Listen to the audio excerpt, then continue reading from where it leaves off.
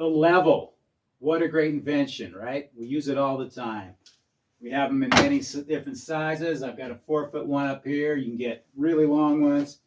You can get little short torpedo levels like this. But have you ever stopped and thought, how did people level things before we had these great inventions? Well, today I'm going to show you how to make your own simple level. So stay tuned for that. Okay, what you're going to want to do is get yourself a jar of some kind that's clear. A glass will work. Whatever you got that's clear that you can put water in, okay? And that you can draw a line on. I've got an old jar here that's clear plastic. So what you want to do is take your ruler or your measuring tape or whatever you've got to measure and mark a line around here that's exactly the same distance from the bottom, just exactly parallel to the bottom of the jar.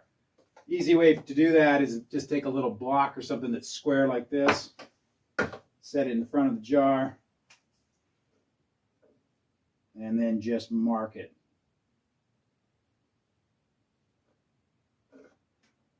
Mark the other side as well. Now all we're going to do is fill this jar up with water to that line.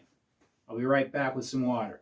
All right, I've taken and filled the jar up with water.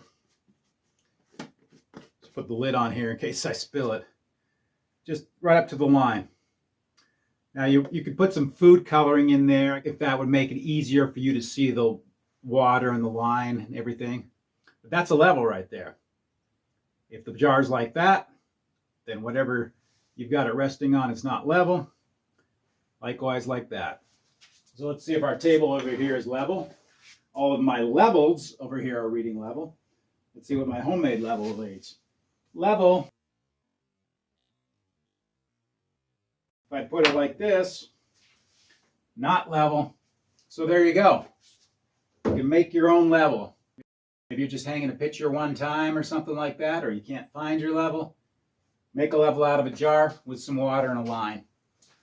Have a great day.